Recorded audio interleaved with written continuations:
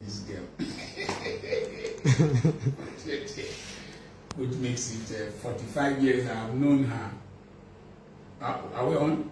Yeah, we are on both Facebook and YouTube. Okay. So sorry for the delay in coming up online. We had to leave our house to this hotel that is quieter to be able to do this transmission.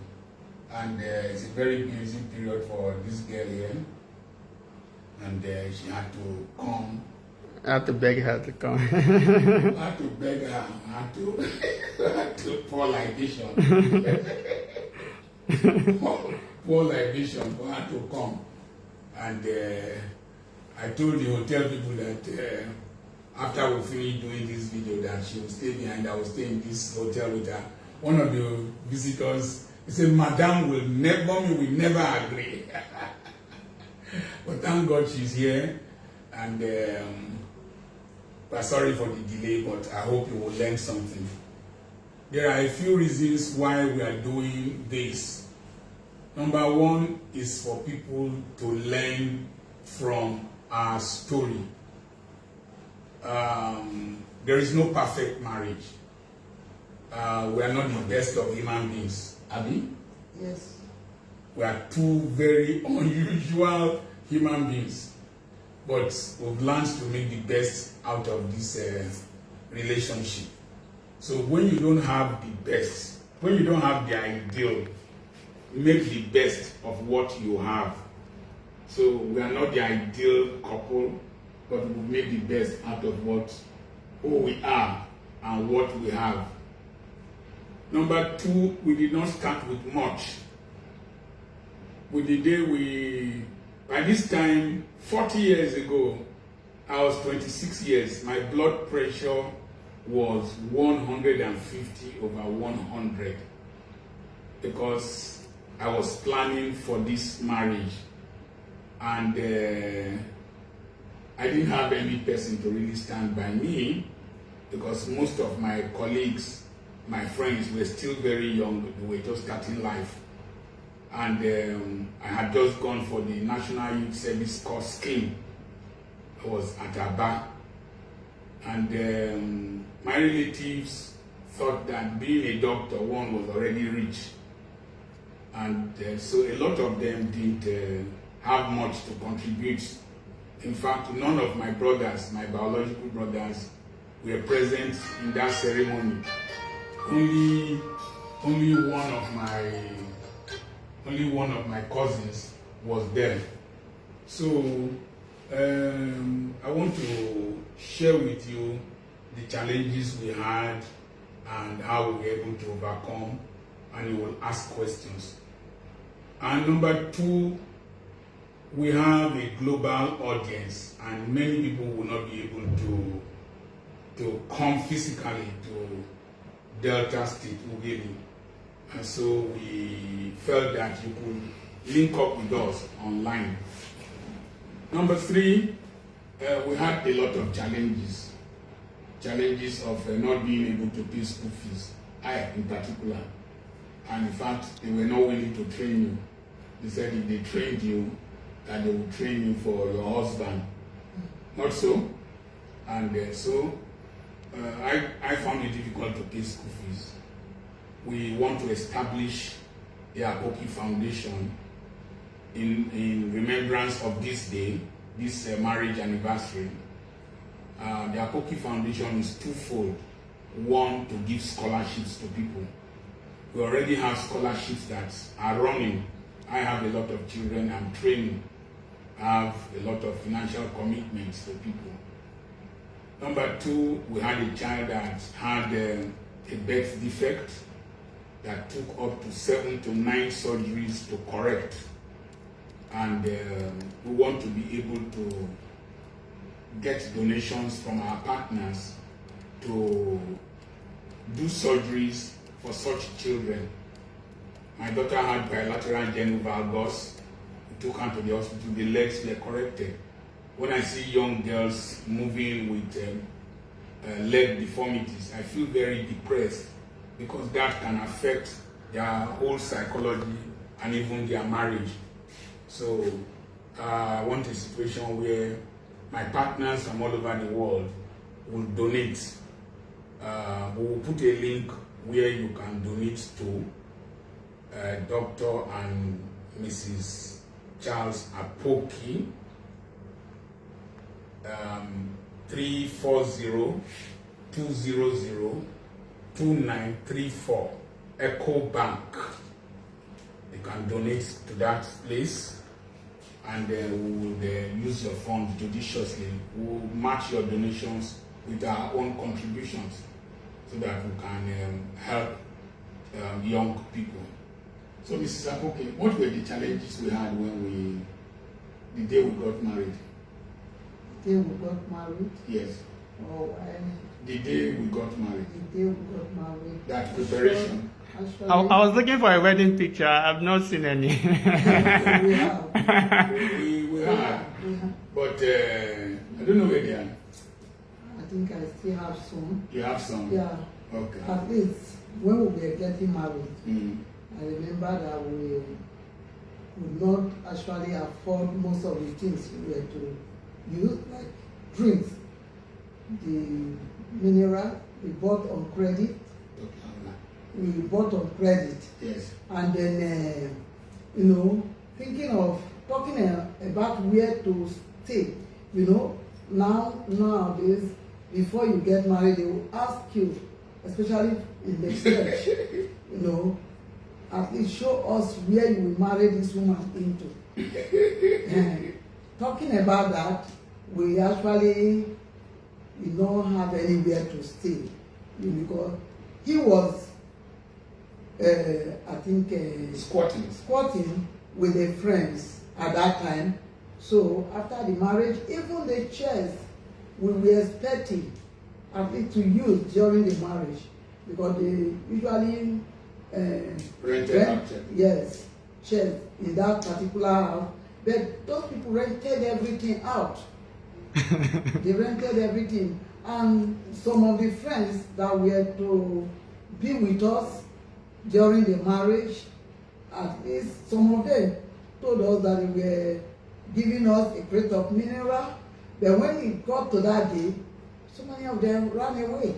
They ran away, and some of your friends, because they thought that this marriage will not stay. They didn't come. They didn't come. They even borrowed our drinks that we bought on credit to do bachelor's eve. Yes. They borrowed the drinks that we bought. We bought the drinks on credit from Chief Emore. What? They still use our drinks, borrowed our drinks to do a bachelor's eve for us. So sorry, can we get the account details again? People are asking. The account details, Dr. Charles. The number first, then I'll... 340. Okay. 200. Okay. 2934. Okay, Dr. Charles. Dr. and Mrs. Apoki Charles. Okay. FCMB, right? No, Echo Bank. Dr. and Mrs. Apoki Charles. Okay, so you can continue with the drinks. So we bought drinks on credit from Chief Emore. Of blessed memory. And the children are still my friends till today. But as of today, I have paid for all the drinks. Of course. I have paid for all the food. Yeah. I have paid for everything. I told my children, keep your money. When I need money, I will ask you. Yes. This is my marriage anniversary. I am celebrating my babe. So I am the one footing the bill. Yes. And when we got married, one of our friends came, Dr. Reginald Westwedu. Okay. He came from Bida. He was rounding up his NYSC. Okay. He's an oncologist, a pediatrician, and a clinical pharmacologist in the United States of America. He was the one who drove the bus that one Ishekiri man gave to us. Yes. His name was Bodo. That's why I don't get involved in all this intertribal rivalry and warfare, because I've had beneficiaries, people who have contributed to my life from different tribes. So he was the one who drove the bus. Yeah. And we didn't have anywhere to go to. No. I was living as a homeless stranger, gentle child of gent. I was living as a homeless stranger. So it sounded irresponsible. But one thing I have always done in life, I have learned to take risks. I have learned to push barriers.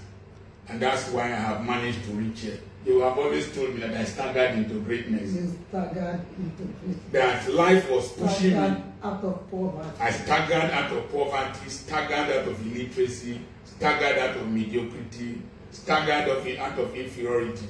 So we got home that day. Home was where we were squatting. And you put your wrapper on the ground, and then we tied another wrapper across the window. Across the window, yes. And so we slept on the floor. Slept on the floor till the next day. And that was honeymoon. Today we are in this beautiful hotel. We have a beautiful house, 8 bedrooms, 10 toilets with boys' quarter and half an acre. We have another place where I usually run to when you are giving me trouble. And talking about living as a homeless stranger, sometimes when I post your story online, people question, would you advise your daughter to marry the same kind of person? If you met someone like yourself, would you advise your daughter to marry that kind of person? I think you will. I'm not asking. Would you advise your daughter to marry somebody like you? Or your granddaughter? My granddaughter. Whether you have 2 granddaughters now. Would you advise them to marry? I have 3. Okay, 3, yeah. I Sorry, have 3. one, a German granddaughter, Yeah. I have a Romanian granddaughter, I have a Nigerian granddaughter. Yes. I have 3 granddaughters, beautiful ladies. For what we have seen going on in the world, we don't have to follow whatever, let's say a Yahoo boy can come now with a lot of money. We are seeing them every time. Not really what you're seeing. At least the person, you have to study the person. Mm-hmm. The thing is that most girls now, they don't study whoever they come across. They just see the money and they jump into it. At that time, at least, I knew the person I was marrying. You might not see the money then, and it can also happen. I think it's still happening today. There are people, if my daughter or granddaughter, let's say granddaughter, because I don't have any daughter that was married now, granddaughter, if she comes with somebody, at least we should try to look into that. It's not just the money. Don't go for the money, because we have seen that going for the money, we have seen so many things happening. Don't go for the money, go for the person. Let me help you answer that question. Yeah. Number 1, I had the potentials. I was already a medical doctor. Number 2, Not really. I was already a medical doctor. When we got married. Yes. Okay. I had potentials. Yes. Number 2, I had a future. Number 3, I was a hard-working person. I came from youth service to marry. I was already doing youth service. Every penny we spent was brought by me. I still have the paper of our expenditure. It was 3,100 naira. That time the dollar was 50 kobo. So it's currently about $6,200. I bought nearly everything we used, including the kola nut, including the film that was used to take our pictures. So I displayed responsibility. And I had, one word or the other, I had a job. I was the medical officer of health in the Aba Local Government Council.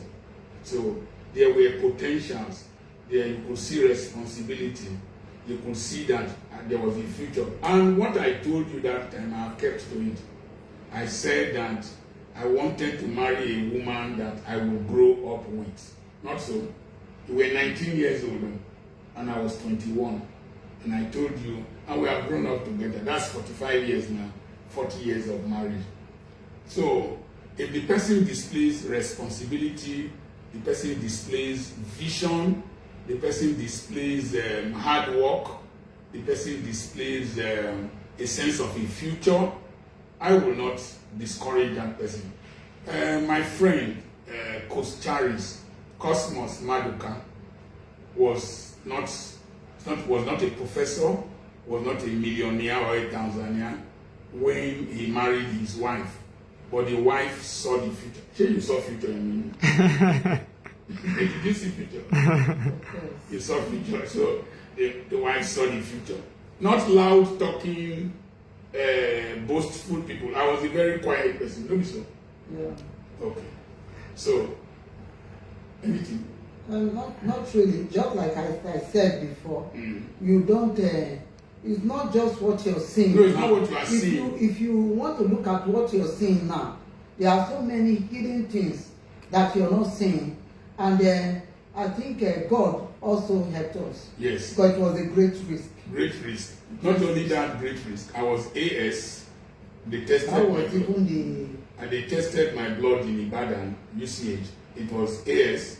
You tested your own in the University of the Teaching Hospital. It was AS. Yes. And I told you I was not marrying you because of children. I was really in love. I told you I was not marrying you because of children, that I was marrying you. That if we don't have children, don't trouble me. And we took that risk. Took the risk, but I didn't allow my children to take that risk. No. I didn't allow because if God saves you once, don't go and tempt him the second time. He said, calamity shall not befall us twice, but don't take some risk unnecessarily. Yes, that is it. Because just like you said, that if you see such person, you must give your counsel. Yes. You understand? Yes. Because there are girls, so many girls now, they will see and just bring. It's up to you to study the person and look into the person and then give your counsel. And if a woman marries you when you have nothing, don't put your hands down. Don't just you remember. Tell her to love you the way she No, loves you the way you are. Don't tell the woman to love you. It's somebody's daughter that you went to bring. No, be so. Yeah. You change her name to your name. The Bible says a man shall provide for his family. So we got married because I needed to get married. I was working in the Aba Health Office as medical officer of health. I was working in Obioma Hospital. I would trek from, if you know Aba, I would trek from the Aba Local Government Secretariat Health Office. I would trek to Fox Road to go and work in Obioma Hospital to get money. In the evening, I would trek to Ungwa Road. There was one chemist called Olympic. I would go there to see patients in the chemist. They would pay me 5 naira per patient. Then I would trek from Olympic down to 810 Park Road near Ambassador Hotel or Unikoko Hotel. I would trek there just to keep the money. And then when we got married, I was living inside Grandel Clinic in Okulumogo Road. I was working in Oribis Hospital, Dr. Obasi. Then I was working in one other hospital in Umuatako. I was spending my youthful energy working in different places. Then, number 3, when I was in the Warri General Hospital or Central Hospital then, when my mates were just taking the internship very casually, I knew I was going to be a general practitioner. So I took the internship very seriously. I learned surgical skills under Dr. Rebu and several, Dr. Anyaka, Dr. Kabala. I took the internship very seriously, took the youth service very seriously. By the time I finished, I landed a job. I was running a 40-bed hospital at 26, 40-bed hospital. There was an Indian that was there that was returning back to India. Yeah. I was 26. I understudied him and stole with my eyes. So I could do myomectomies, remove fibroids, with you. I could do intestinal anastomosis, that is cut rotten intestine, join them again. I could do all kinds of different surgeries. And then, even though I was working in that hospital, the director allowed me to be seeing patients in villages. I would go to villages to go and see patients. Number 3, we were selling second-hand clothing. We would buy second-hand bales of second-hand clothes that they call the okreka from Obi Alaribe. And then, even though you were a nurse, we would go to present area market, the free zone. We would open the bale down and people will buy. What do I do when I want to attract customers? You you just go to the front of the car and start doing as if you want to buy. As if I'm rushing them. Most people, they like the rush. So as they just see you like that, they will come and start also selecting. So I was really purpose No, driven. we actually teach a lot to survive. To survive. Yes, we did a lot to survive. We didn't just rest our hands and accept. Then after that, I went to at the age of 29, I opened my own practice. Yeah. And I would go to Akwa Ibom to see patients, bring them back to Aba, do surgeries on them. Not so? Yeah. I used to carry you to village market to sell okreka. To sell okreka. And come back and do surgery. After that, I started importing cars. I would import cars. I would drive throughout the night to Aba, then reach home. One of the days I came home very early. Yes, in the morning. In the morning, and you open the gate. And then I slept a little bit, went back and did surgeries that I had been booked down till in the evening. So within it was real hard work. And it didn't end. Poverty is a great wrestler. You must find poverty, break the spinal cord, blind poverty, so that it does not see your children. When we even sold the hospital and came here, it was not easy. So there were times I was there when we opened the school. There was a day I wanted to sell one of my properties. I had to sell a book 100 naira to a mechanic. Then the mechanic gave me 100 naira.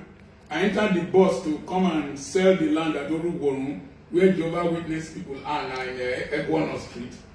I sold a book inside a bus for 100 naira to be able to pay back to come back. That's how we got the monies. After selling the land, we used to buy where we built our school today and where we built our residence. Not be so? Yeah. So it was hard. It was intentionally hard. Intentionally hard in the sense that, when we started, the little you have, the idea of saving. Saving. Yes. We didn't throw money around. Because you can remember how much you were being paid as a medical doctor. 1,500. 1,500. You were earning 500 naira. 500 or 200 naira. I can't 500. 500 naira. NYSC people were earning 200 naira then. We were able to save.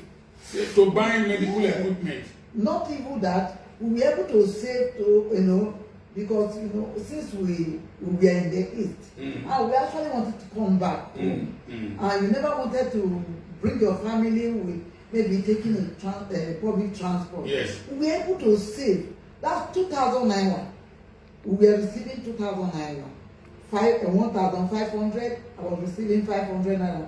We were able to save to buy 504. Yes, Pujo 504. I bought at the end of youth service. I bought a car, IM49BN, Pujo 504, because I wanted that when I was coming back home, I would come with a car, and I came with a car. So it has been the grace of God, but we have worked hard. I remember that even when we came here, you were selling books. You didn't used to sit in the altar. You didn't used to sit in the altar. I will write books till daybreak. Because we have to pay the children's school fee. Because you know when you resign the work as a medical doctor, I came back. Yes. And you know, you're a writer, and the books are there. And if I can sell the books, at least we'll be able to pay the school fee, because there's no way you would have gone to beg outside there. So I was always going with you. You would be in the altar. I would be outside selling books. Then people will say, why not, Mrs. Apoki, please can you come to the altar? Why for guest speaker? Altar does not pay school fees No. now. If I come there with a satellite Dish, the on my head, I won't be able to, because we have to sell books. I will be there to sell the books. I think knowing where you're coming from will help you to get to where you're going to. And when you know what to do, then we didn't have shame. That is No. donkey, nurse. No, we didn't have shame. Anything we knew that could bring food to the table, break the backbone of poverty that we needed to do, train our children. Today we have 3 boys overseas, not so. We have grandchildren overseas. Anything we needed to do. I was the first bus driver, not so. Yeah. I used to carry children on my back. And it's just to break the yoke of poverty. So there's no shame, there's no being a big person, there's no posing around. So, and then don't look at your mates. I had mates who were in the US, I had mates who were in Canada, I had mates who were in the UK, I had mates who were in different places. Many of them were smarter than I was. They knew they could pass club, ECFMG, they knew the route to go away. But I had very aged parents. Parents that you couldn't. I couldn't leave. One had spinal cord injury, one had stroke. I couldn't leave them. Not really ready to leave them. And I needed to build a house for them because they were living in a mud house that my father built. So there was no way I could have left those parents. And they stayed with me in Aba before I brought them home, built a house that they moved into. So don't compare your marriage with another person's marriage. Don't compare your state with another person's state. Don't follow the process other people have followed. Follow the process that fits you, fits your abilities, fits the dream you are pursuing, fits the circumstances you find yourself, fitness for purpose, and do it. That's how I think we have done it, have you? Well, you try to. A couple of things. Engineer Kingsley from Belgium, he sent in 15,000. Wow, Kingsley, thank you so much. Thank you, sir. And I saw a couple of questions from 2 people that we need to address if you'd like. Okay, one said that they thought you were divorced, and the other, a follow-up question is, were you ever divorced? You see, I wanted to... People like gossip. And, I wanted to test something that church people like gossip, or people generally like gossip. I also wanted to test something that people don't read or listen and analyze before jumping to conclusions. Before you continue, I would like to ask, do you think, because marriage, most people, when you see luxury marriages and marriages of other people, maybe on social media and in the public, you might think it's all toffee love and all that stuff. Yes. Most people now realize when they get into it, they get to see that marriage is difficult. Is it like a camaraderie feeling that when they see someone that has divorced, they feel better about themselves? Is it that feeling they get, or is it something else? Okay, let me take the first one. I said why I left my wife. Yeah. Somebody said she was going to take her bath. She just stopped. Another said she was driving. She just parked her car to watch the video. I've never been divorced. I only left the businesses that we established together for her to manage so that I can maximize my intellectual capacity, and so that we will have less friction, excuse me, and so that you too can exhibit, bring out what is trapped in you. Yeah. And it has worked very well. I have never been divorced. The issue about, for 40 years, I've married only this girl. For 40 years, I've never kissed another woman. No woman has kissed me. For 40 years. Many people don't believe that. They don't They believe. say there's a post online. It's had up to more than maybe 1 million views, but from someone else. They said, of a man, it's never true. Yes, it's not possible. What is her name? Agadai and Achi. They say, how can an honorable man? No. Number one, my wife is a beautiful woman. Number two, Aldous Huxley said that when a man finds something more interesting than sex, then he is an intellectual. So I found that my brain, the content of my brain, I get financial orgasm, intellectual orgasm, more than going to sleep with another woman outside. And when you have a woman that has committed her life to you, when you had nothing, and you have struggled together to build a legacy, why go and, according to Peter Obi, he said, why go and spend money for something that you have at home that is free? And I'm a 2-minute man. I don't have that energy. You have a 2-minute man. I'm a 2-minute man. I know I get many things when I do. So, why would I go and look for other women outside?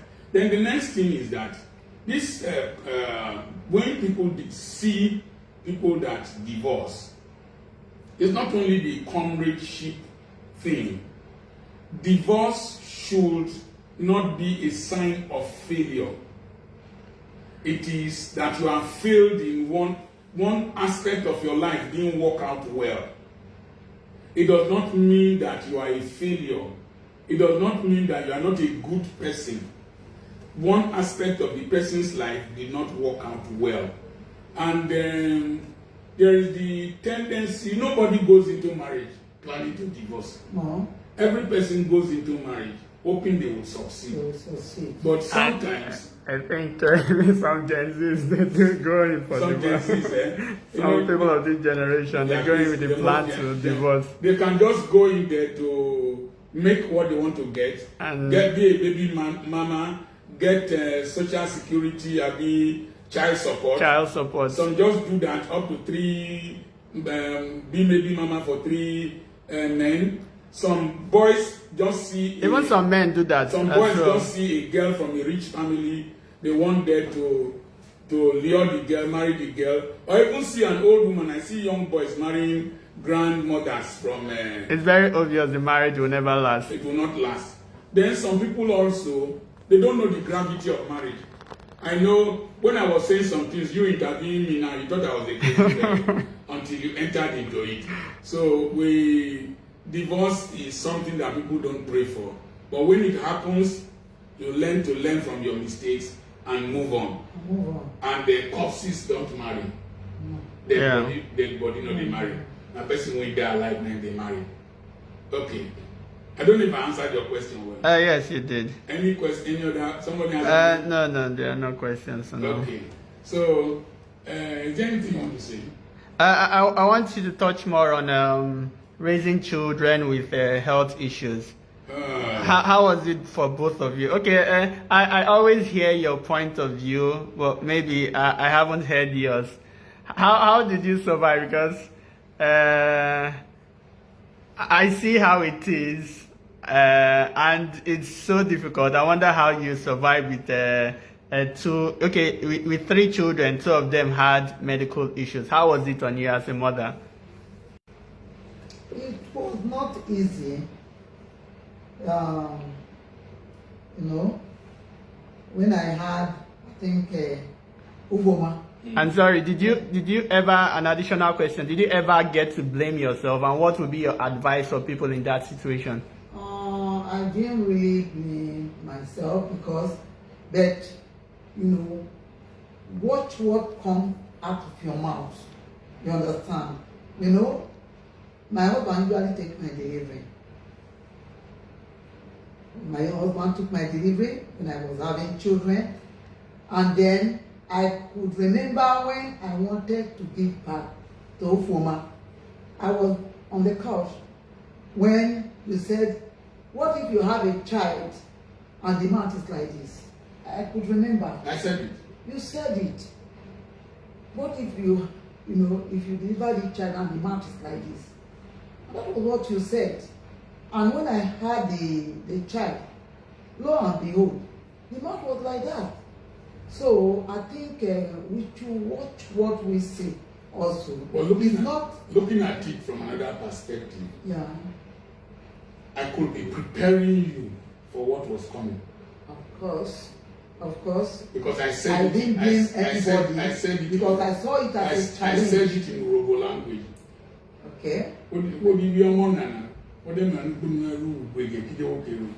So I didn't really blame anybody. I didn't believe that would be your what. When any time in life, be very careful what you say, because your mouth is creative and at the same time destructive. Yes.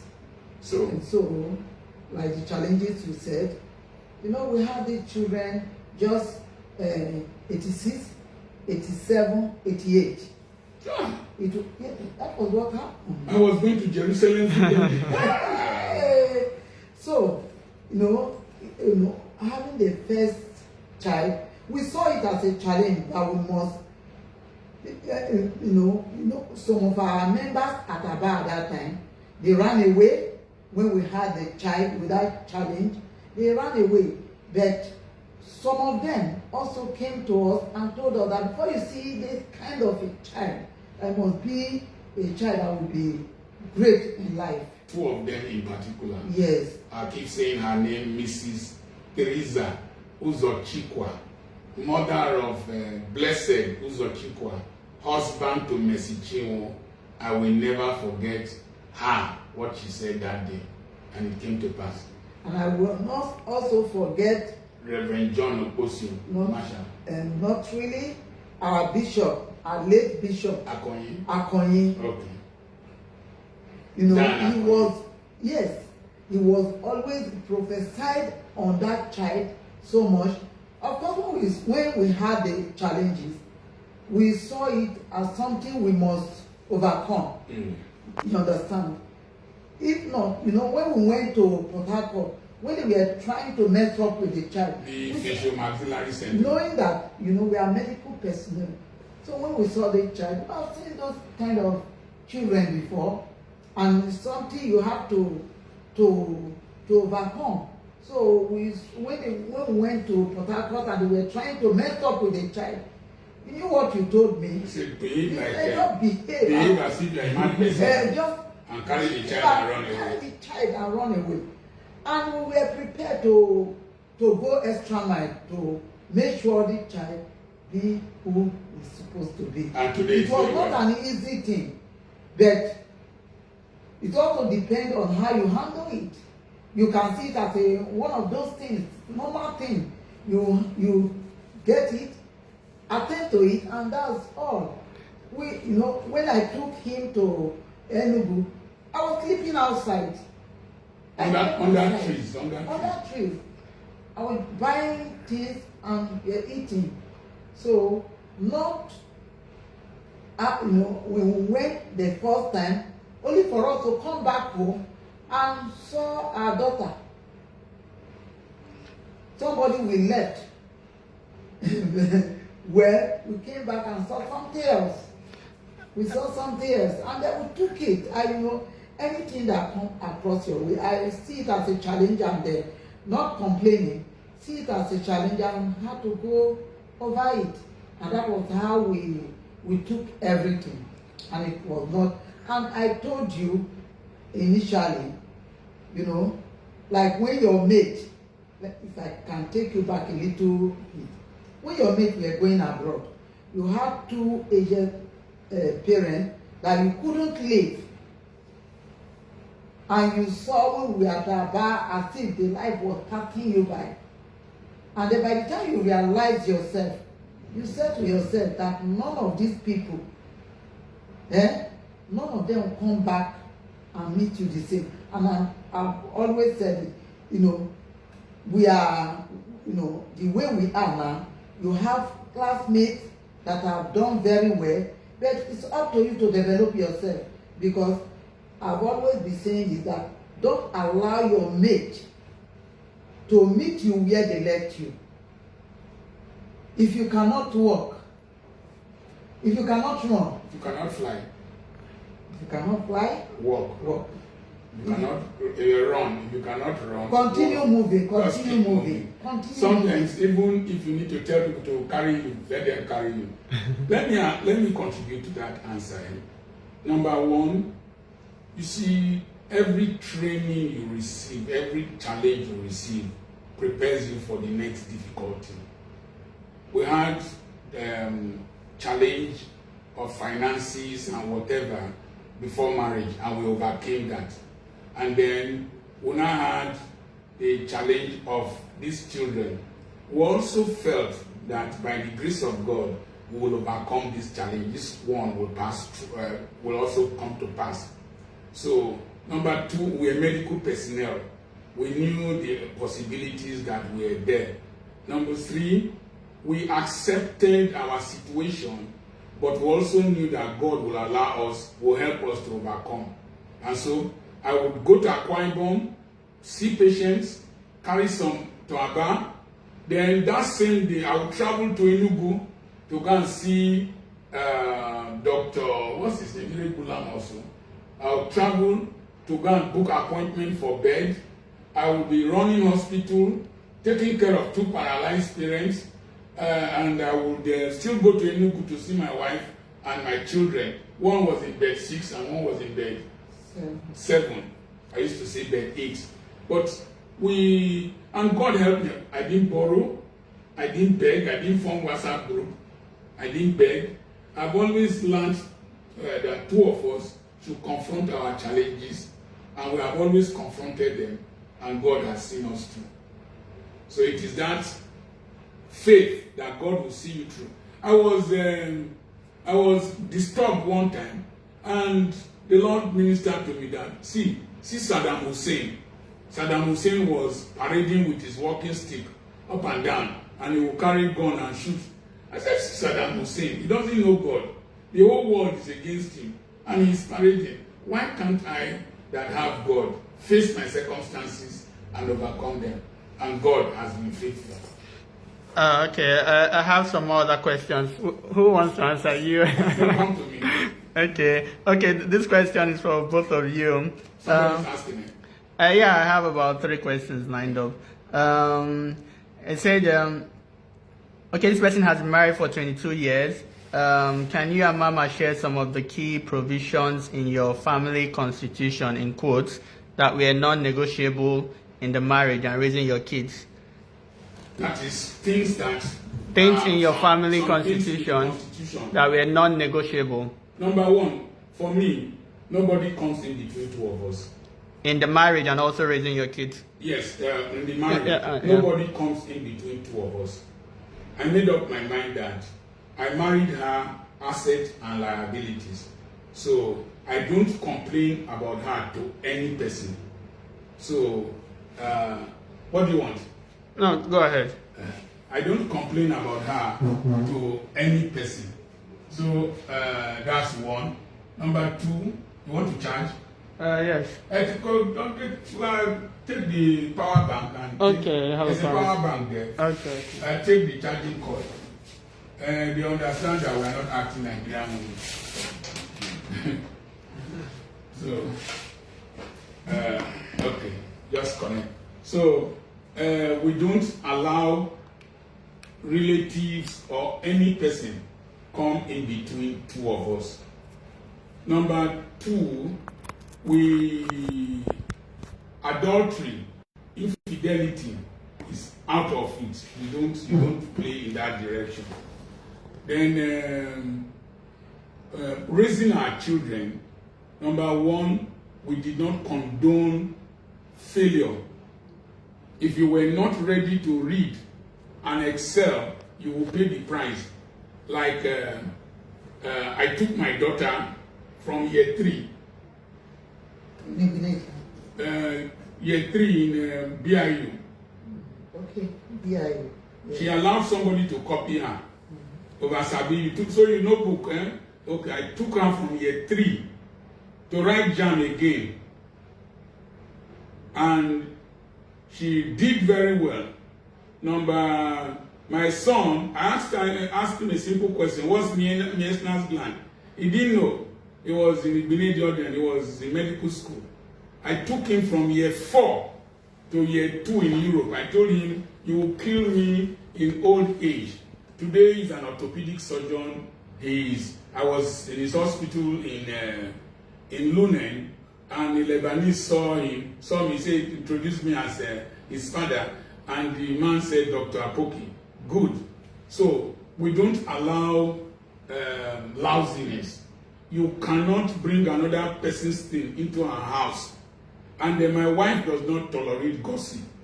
That is, you bring somebody's story. She doesn't even have the time for it. She doesn't have the time. You can't bring one. So, Nahim, then, no, she doesn't allow that. I don't visit. You don't visit people. Yeah, Then buying what we cannot afford. You understand? We don't. not much, yeah. Then go and borrow dress To do. to do. No, we don't do that. If you don't have it, you don't. You don't have it. Then we don't borrow from bank. The last one we borrowed was Long time ago. 2,500. Yeah. Long time ago, 1988. So we manage what we have. We grow at what we have. Then usually, no matter how I eat outside, I must eat at home. Then you must take your bath before you eat. You eat. You must take your bath before you sleep. Yes. So these are some. Then you don't bring sand into the sitting room. And flights. My wife hates lies. Then don't tell lies to each other. You don't tell lies. And again, I don't take my husband to my family. Yes. You don't. Yeah. Don't come in between. Don't, Just like you said. don't go and report your wife I to. can't report my husband to my family, or don't say anything bad about. I can quarrel with him, but don't come and say anything bad about him to me. I don't take it. I don't take it. Okay, another question. How do you deal with women that challenge you when you are disciplining your child for wrongdoing? It's a natural process. Outside. No. Your wife. When your Yeah. wife. Your wife. Yeah, Yes. your wife. You know what usually happens? I ask the children. I'm laughing because Yes, I asked the children. I said, "What names do you used to call us when we were young? When you guys were young?" And they said, "I am Hogan," and then she's the Undertaker. So you should be wise as a man. When you come, the mother would complain. This child wants to kill me. This child is this. I'm laughing because I'm experiencing. This child is this and that, and you are not saying anything. Don't use the anger from what she is saying to descend on the child. If you do that, she will come and protect her children. Number one, she's the one who shed blood for the children. You didn't shed blood for the children. She's the one who pushed those children out. She was the one who carried them for 9 months. She was the one who breastfed them. So sometimes the parents will want to come like the hen to protect their children. What you do as a man, if you are wise, when the woman complains about an issue, rebuke the child, ask her, what do we do now? But between two of us, I think that she's very harsh. I'm also very harsh. And but she knows that I'm harsher, and instead of destroying the child or causing problems for the child, she will want to restrain me. The restraint that the mother is asking you to have is to protect you and to protect the child.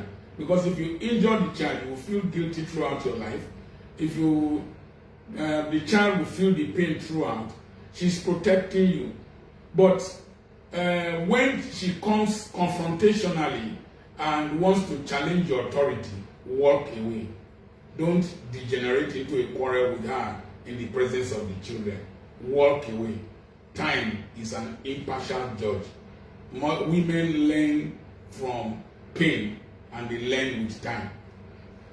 Okay, another question. I think this also relates to something you said a while ago in one of your videos, that she's the best person you would have ever married.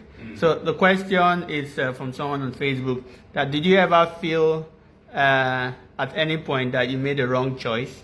And if you ever felt that, how did you accommodate that? I'm paraphrasing. Yes.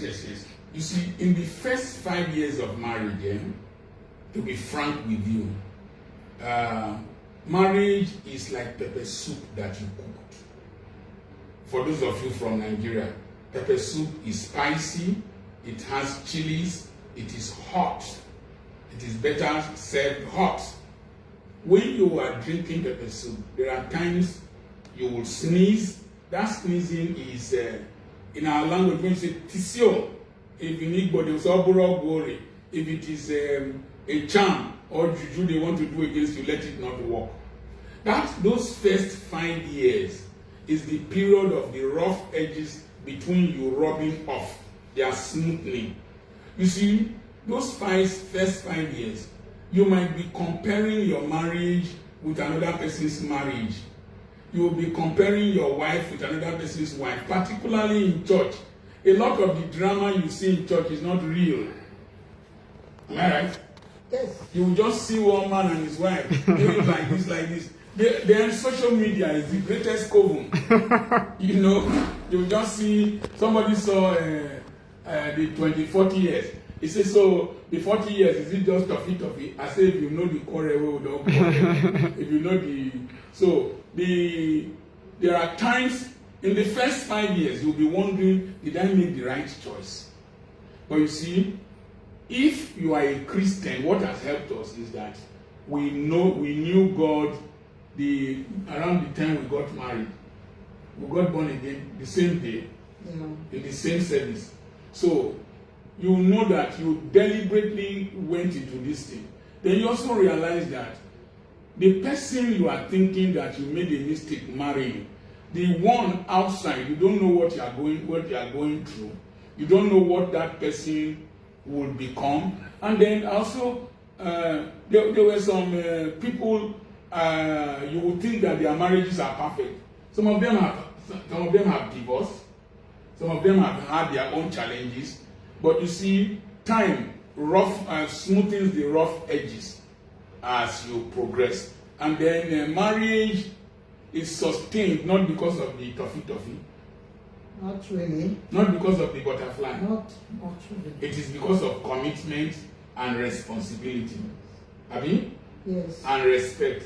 Like you said, the first 5 years, when we staying together for 40 years, we are celebrating the 40 years. It's not a bed of roses.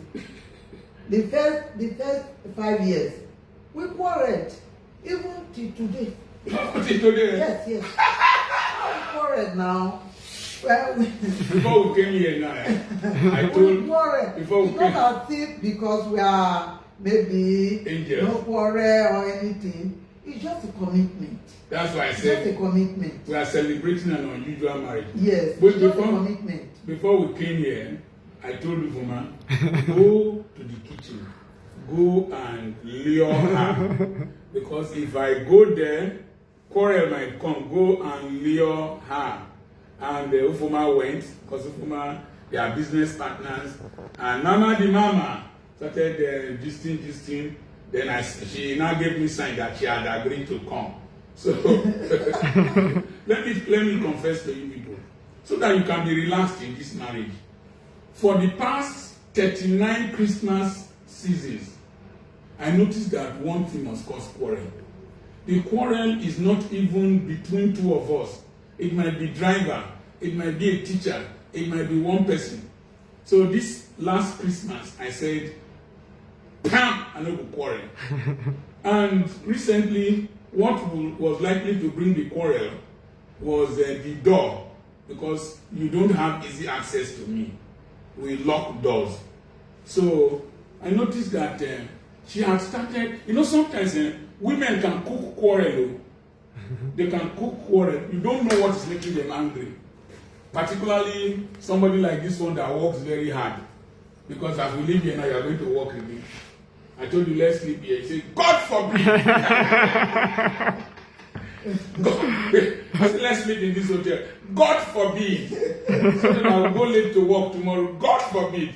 And I say, they've already predicted it in the hotel that she won't agree. So this Christmas, I noticed that when I went to inspect the building we are building for you, and I don't know what happened. She was cooking the quarrel. She had lit the gas, put water on top of the pot, put pot on top of the fire. She was adding ingredients. And when a woman is cooking quarrel, the answers she answers you are very short. No. You know now, this one. And then I noticed that the soup was already boiling. And what could cause the quarrel that Christmas season was the door. So I memorized all the sounds of the gates in that street, and that is my close. And when my gate just opened, I know. So one of the days, when the quarrel was coming, I noticed it. As she just opened the gate, boom, I just ran downstairs. I opened the door for her. She said, how did you open this door quick like this? I said, not the opener. Where you came from open this door? I said, not the house I'm from, come inside. So you just open her like, I said, please don't talk to me. I started climbing upstairs. She said, I will talk to you. I will talk to you. I said, I will talk to you. Since the quarrel no gree hold me, I will talk to you. So the quarrel didn't grow. And I told her, it takes 2 hands to clap.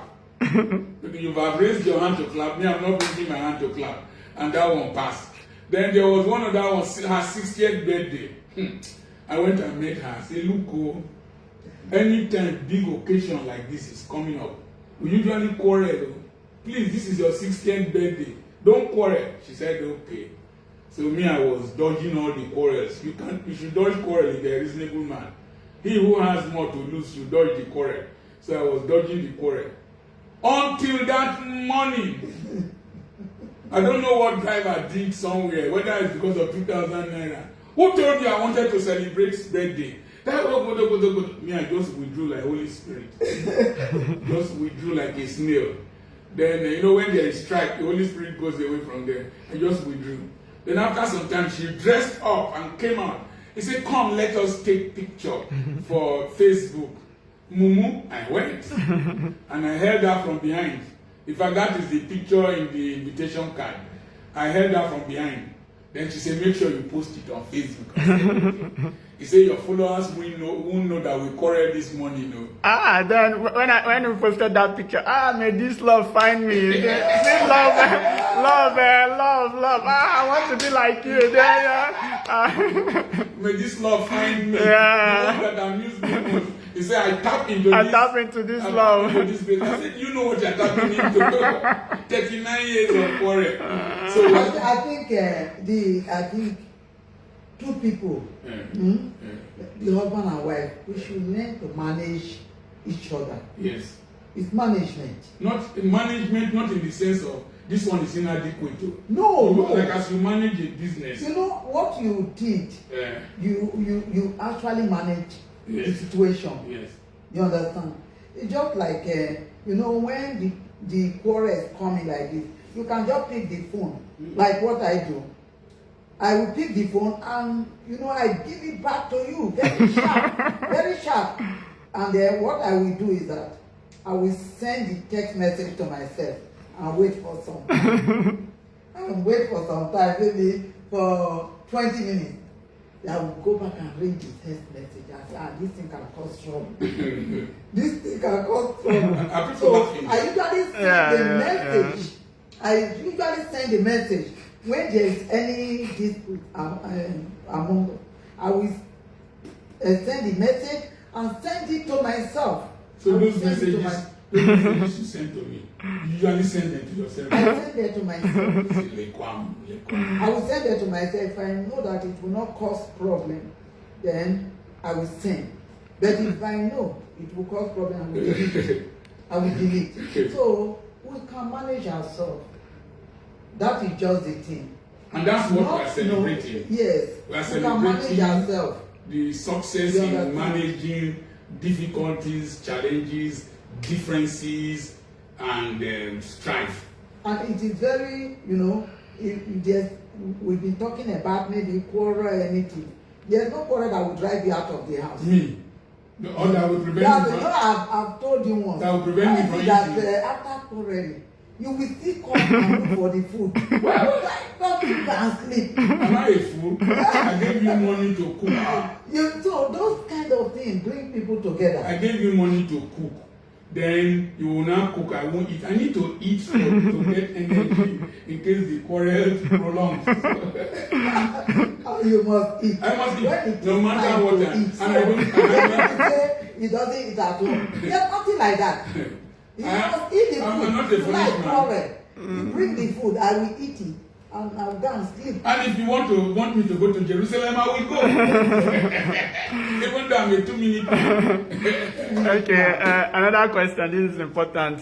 How have you handled disagreements between two of you over management of finances? From William in Abuja. Over management of finances. Number one, very early in marriage, I found out that she was a better manager than myself. I can. My last born was telling me that, is it you that when they iron my clothes, they see money? Okay, it was the last born. I don't think it was. He said that they like ironing my clothes and they see money inside. So if I can hide money, I won't know where I hid it. Today I was searching for one checkbook. It was this evening I saw it. So I don't know how to manage money. Remember the one that when I was selling cars, and I said, "Give me the checkbook, let me manage." Remember? Yes. And I took the checkbook and I started managing. Then I was expecting a business partner from Italy. I think that was 2006, and no, 1996 or so. And I just went to the bank confidently, UBA. I said, "Can you give me my account balance?"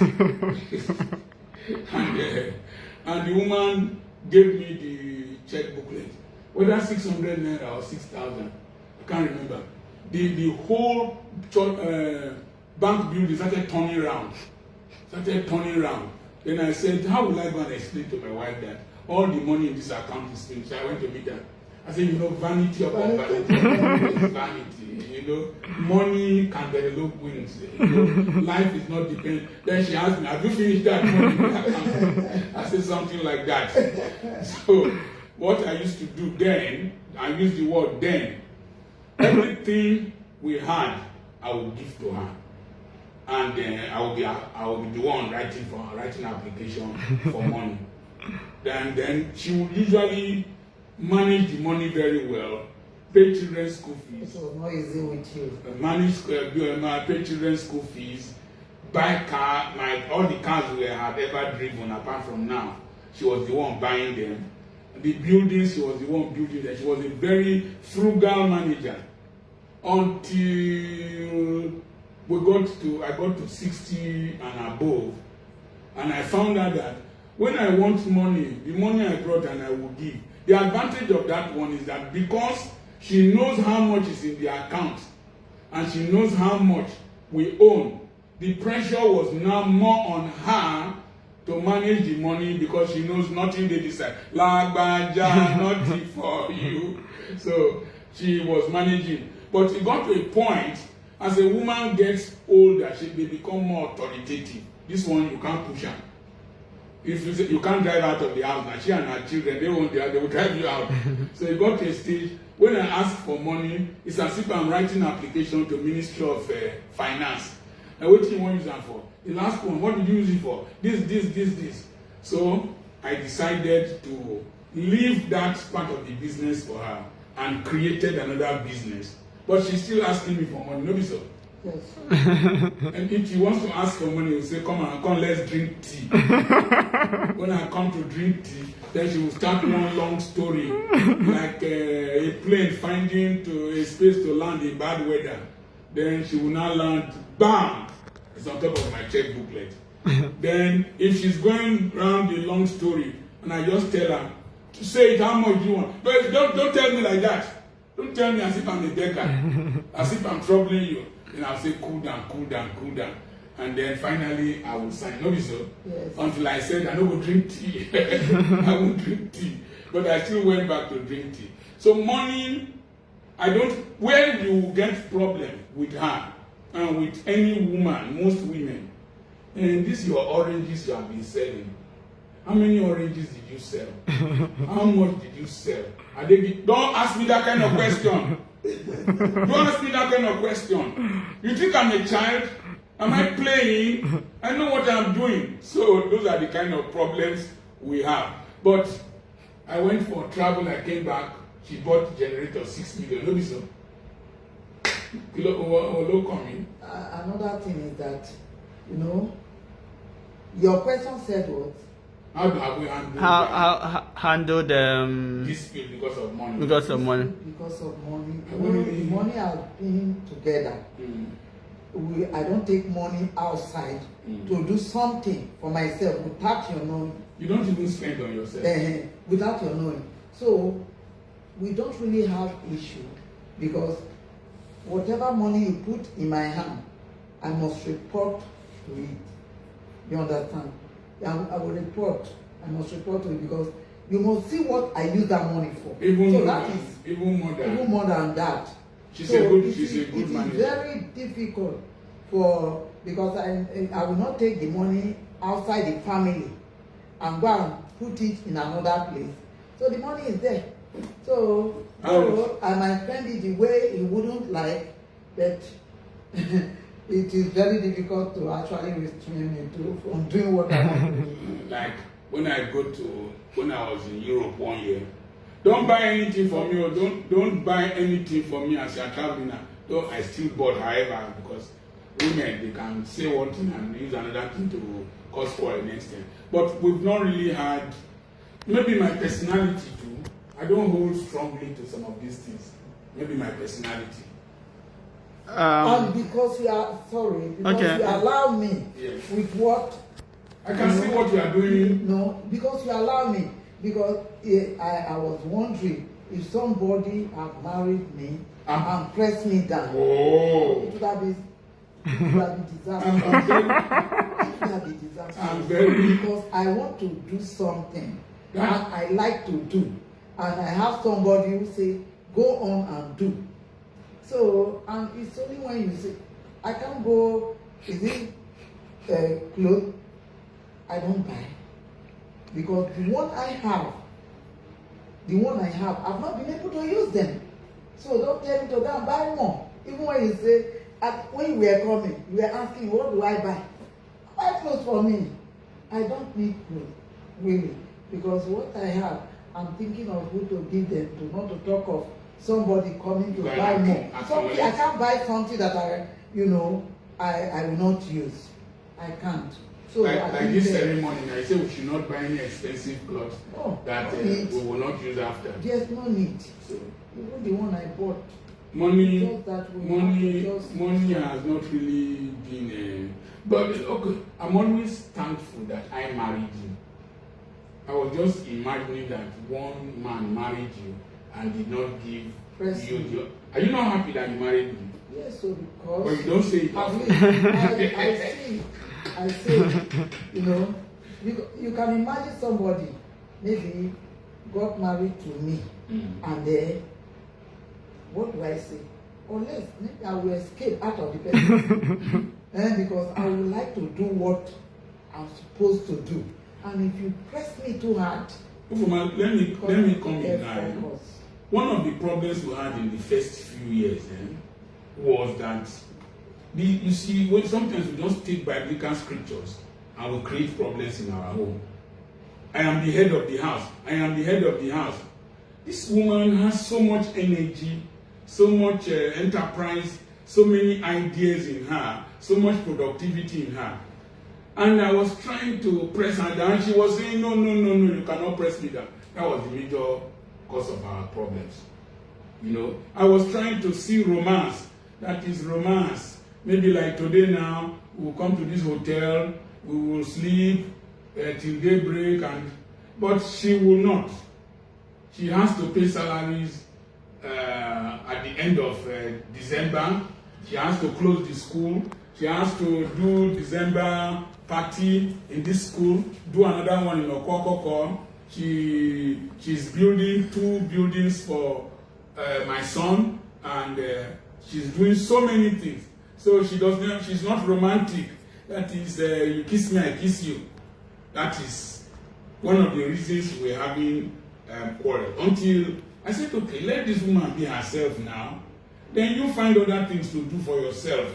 And then I allowed her, and we'll come together in a place of common interest and purpose to move the family forward. No be so? Yes, so. I'm not try. Don't try. So, how long have we been here? 1 hour? Yeah, it's 1 hour and 11 minutes. If there are no other questions, I think we'll stop now. Okay, just one final minor question. Did you allow your sons to play video games? And if not, why? Video games. When you were smaller, huh? I don't No, when we were growing up, when they were growing up. To be frank, I don't video game. No, we didn't. When you were small. I don't know whether you people play though, but No, I don't. No, it didn't allow. what we didn't allow that. What we did for you was buy books, novels. Yeah, but why? So if you did, Well, we are basically academic people. We like book. We like seriousness, and the problems we had were so many. Like they play Ludo game, yeah, Ludo.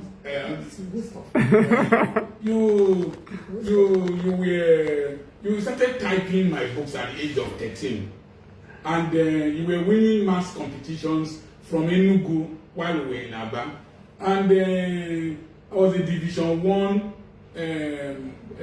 graduate. I was a distinction primary school student, and academic excellence was our major pursuit. And then all of us needed to come together to build the family business.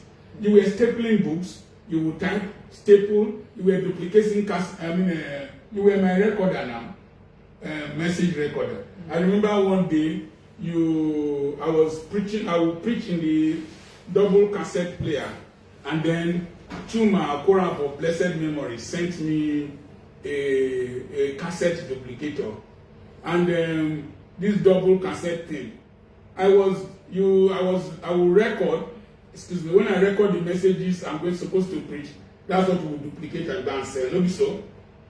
Mm-hmm. One of the days you now pressed, and you came in, and I don't know what you did there, and I preached, and you came back and turned the cassette. I preached. Another 45 minutes or 22 minutes, because there was the 45 and the 90 minutes. When I tested, the thing was making,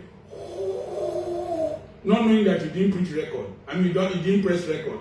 So I had to restart. And then with all the pressure we needed to print books, staple books, we had staplers at home. No be so? We had to duplicate cassette. I don't think that you had time to play video games. I don't know if you, I don't, did we even have the facility? No. We didn't have the facility to play video games. Yeah. It has been struggle, delayed gratification, sacrifice to reach this level.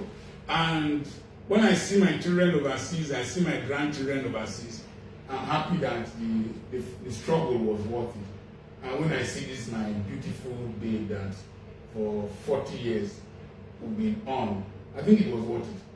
Give me phalanges. Down. Okay, thank you so much. And I think if we must conclude, I think we should know when you married people, know where you're coming from. Yes. That is very, very important. most people jump into marriage. Maybe you're married to a rich man, and then you think that is just everything. Know where you're coming from.